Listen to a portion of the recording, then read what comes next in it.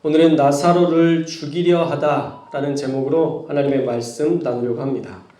오늘 본문에서는요, 이 베다니 지역에 예수님이 계신 것을 알고 많은 무리들이 예수님을 보기 위해 베다니로 몰려오는 장면으로 시작이 됩니다. 9절 말씀에 보면 유대인의 큰 무리라고 표현하는 것을 보면요, 정말 엄청난 인파가 몰려들었을 것을 우리가 추정해 볼 수 있습니다. 그리고 그 인파가 몰려있는 이유가 나오는데 예수님만이 아니라 예수께서 죽은 자 가운데에서 살리신 이 나사로도 보기 위해서 많은 사람들이 무리지어 왔다라고 말씀하는 것입니다. 죽은 자가 살아났다. 그리고 예수님이 그를 살리셨다라는 이 소문 때문에 엄청난 사람이 구경하기 위해서 온 거예요. 우리 주변에도 이런 일이 있다면 아마 신기하기도 하고 궁금하기도 한 마음으로 이 사람을 죽었다 살아난 사람을 만나고 싶은 생각이 들 것 같아요. 또 얼마나 질문이 많겠어요. 우리가 제주도나 유럽 여행을 했다고 하면 그거야 검색해서 얼마든지 찾아볼 수 있지만 천국 여행은 사실 쉬운 게 아니잖아요.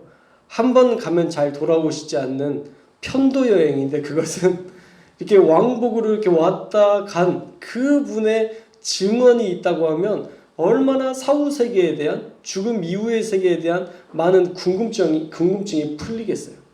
그래서 만나러 와서 많은 질문을 퍼부을 것 같아요. 나사로야, 죽으면 어떻게 돼? 정말 죽은 다음에 네 모습을 이 영이 웅 떠서 네 모습을 볼 수 있어? 죽으면 시 공간을 초월해서 움직일 수 있다는데 사실이야? 하면서 자기가 알고 있는 어쩌면 주로 영화에서 본 내용일 거예요. 영화에서 본 내용들을 토대로 정말 많은 것들을 누군가에게 들은 많은 이야기들을 토대로 자신의 궁금증을 가지고 물어봤을 것입니다. 또 영적인 사람들은 조금 더 심도 있게 질문을 했겠죠. 하나님 직접 봤어? 하나님 정말 만났어? 라는 게 아마 가장 그리스도인들은 궁금하지 않았을까? 또 돌아가신 아버지와 어머니 예수님 믿고 잘 믿다가 돌아가셨는데 천국에 계시든? 하면서 아마 영적인 물음을 가지고 나사로를 만나고 나사로에게 묻고 싶었던 것들이 정말 많았을 것입니다. 예나 지금이나 사실 사후 세계는 신비의 영역이기 때문에 그렇게 많은 사람들이 몰렸을 거예요. 그런데 이런 많은 관심이 불편한 사람들이 있었습니다. 그 사람들이 누굴까요? 유대 종교 지도자.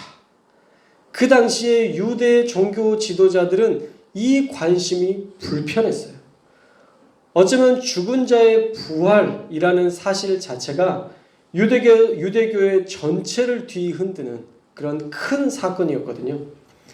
자, 유대인 중에는 여러 파가 있었어요. 그들 중에 우리가 알고 있는 사두개파라는 파가 있었습니다. 사두개파. 그러니까 종교이지만 정치로 보면 돼요. 여당, 야당 이렇게 보면 되는데 어떤 때는 사두개파가 좀 힘을 얻었던 때가 있었고 어떤 때는 바리새파, 여기가 힘을 얻었던 그런 때가 있었는데 이 사두개파는요, 부활이 없다라고 주장했어요. 사두개파 사람들은 무슨 부활이 있냐?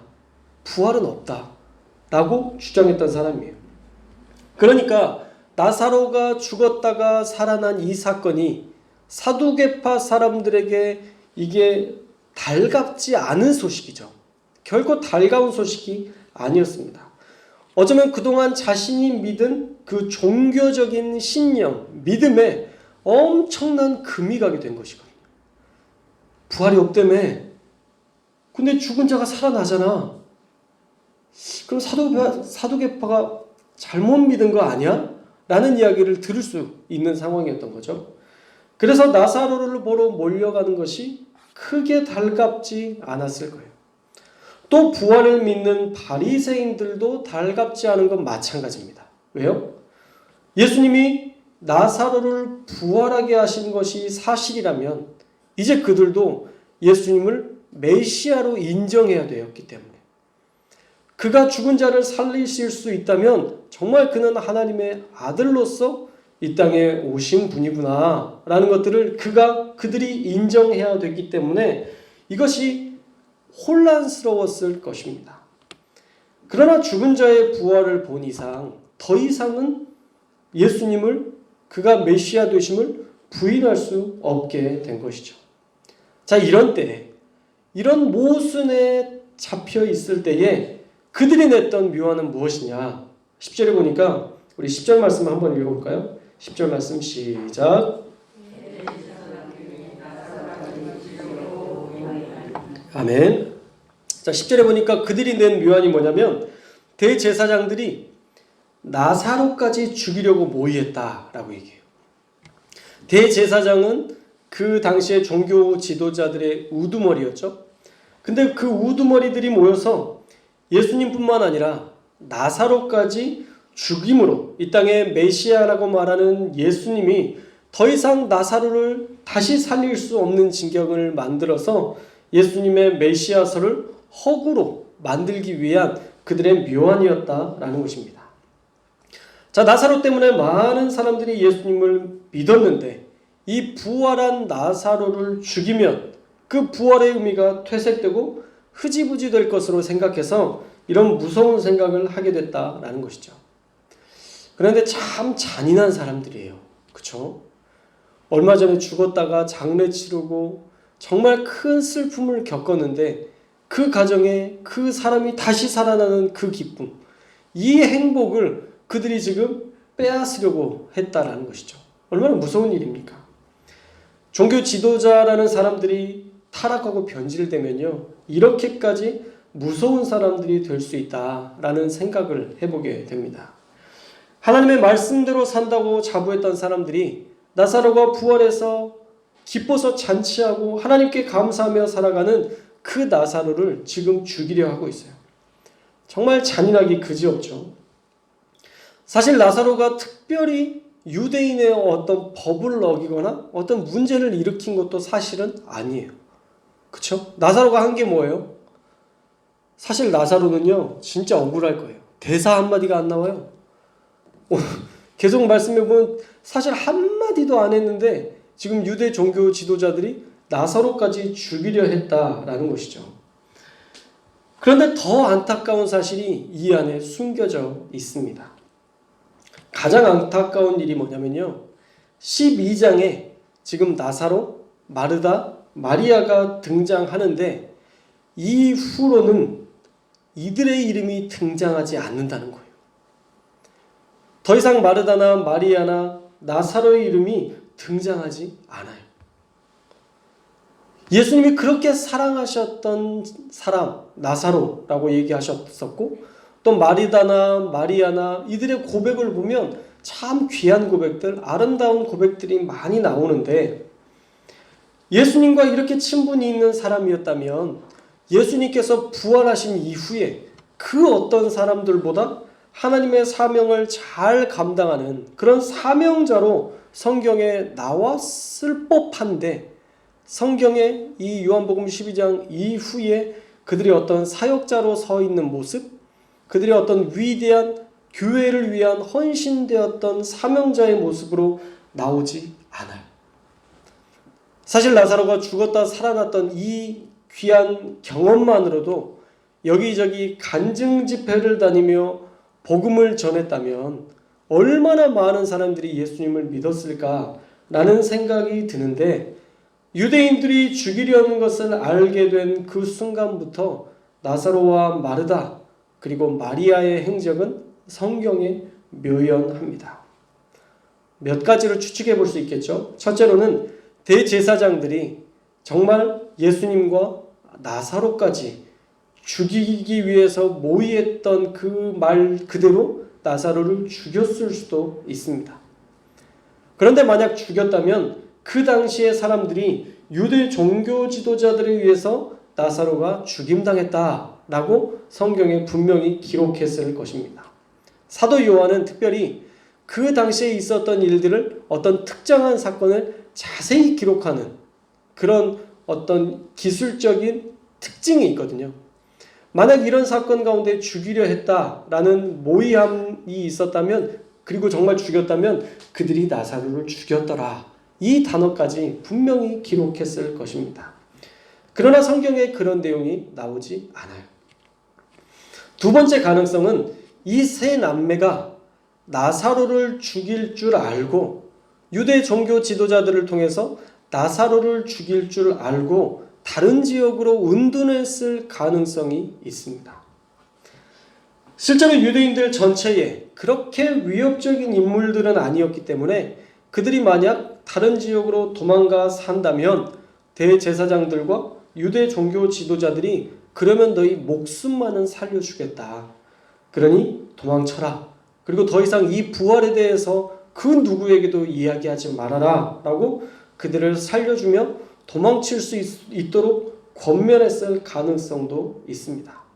그렇게 되면 그들의 부활도 거짓말이고 또 예수님이 잡히고 나면 그들의 모든 고백들이 다 사라지니까 더 이상은 문제가 되지 않았을 것으로 생각하고 그들에게 요청을 했고 이 세 남매도 그 말을 듣고 정말 도망쳤을 가능성도 있다는 것이죠. 물론 무엇이 진실인지 우리가 명확하지는 않습니다.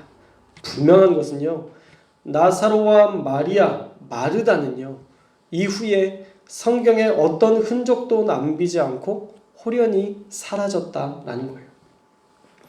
그들의 아름다운 믿음의 고백들, 예수님과 대화 중에 했던 신실한 고백들은 나사로를 죽이려는 박해 앞에서 물거품이 되어버렸고 더 이상 성경에 등장하지 않는 조연이 되어버렸습니다.